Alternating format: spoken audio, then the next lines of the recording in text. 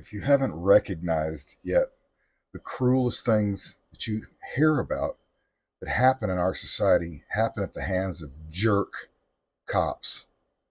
Just sick. I would say, I can't even say anything. YouTube wants to literally demonetize everything if I say anything. Well, let me just tell you this, these cops are dirty and they're going to face a little bit of justice. But it was really hard to get the whole thing going. A phone call from a deputy who was at tears and wanting to meet with me. He showed me a video from his body cam footage that was sickening, disturbing, and just outright almost unbelievable. Our job is not to punish people. What was done at that jailhouse was done to torture him and to punish him for his actions. Get what he asked for. No man asked to lay on the jail floor naked on his stomach and be tased for no reason. A major development tonight in our lost trust investigation into Marlboro County, South Carolina. A year and a half ago, South Carolina Attorney General's office swooped in and indicted the sheriff and a former deputy over a May 2020 jailhouse tasing. But that video was lost and it resurfaced during our investigation into the sheriff's office. Now, 19 months after his indictment, the Marlboro County Sheriff is headed to trial. Chief Investigator Jody Barr joins us now. And Jody, you spent a year in Marlboro County uncovering these allegations of civil rights abuses and corruption, and the first prosecution is now just going to happen soon. Brian, it is, and the South Carolina Attorney General's office tells me former Sheriff Charles Lemon will stand trial September 5th in Marlboro County. Lemon was indicted back in December 2021, but nothing's happened with that case since. Lemon and former Deputy Andrew Cook were both indicted after the sheriff's lead investigator turned a video over to state investigators. It shows Deputy Cook firing his taser into Gerald Johnson, then shocking him multiple times inside the jail. Cook said Johnson tried to attack the sheriff and he used his taser to stop the attack. The sheriff ordered Cook to continue shocking Johnson even as he lay on the jailhouse floor. Get up and get in the cell. Get up, get in the cell, Red. To get in there, up two.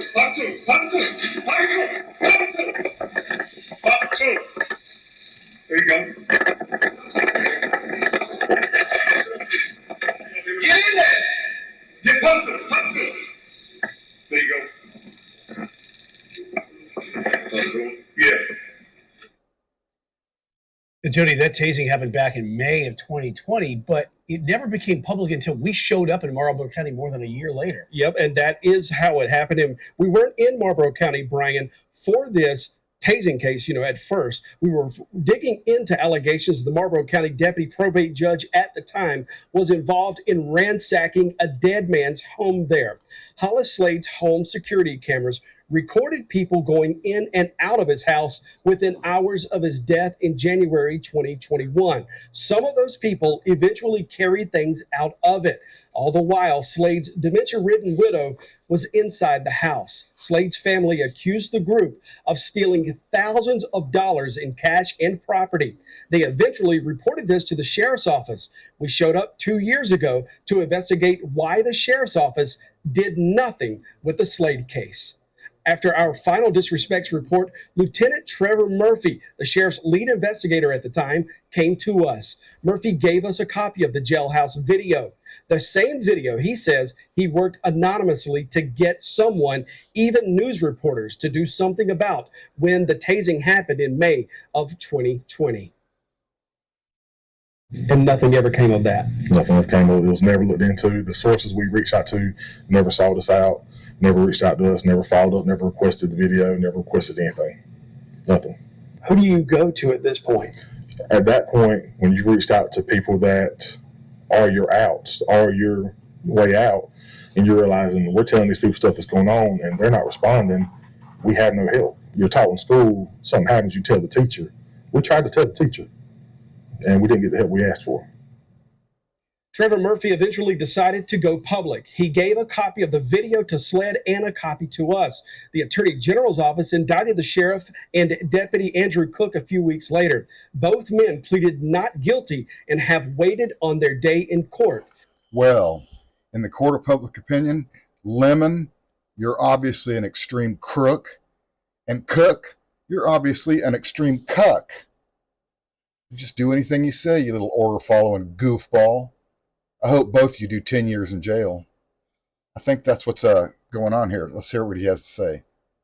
Ever since. Now, Jenny, we know the sheriff's going to go to trial in September, but what about the deputy? Well, Brian, no idea.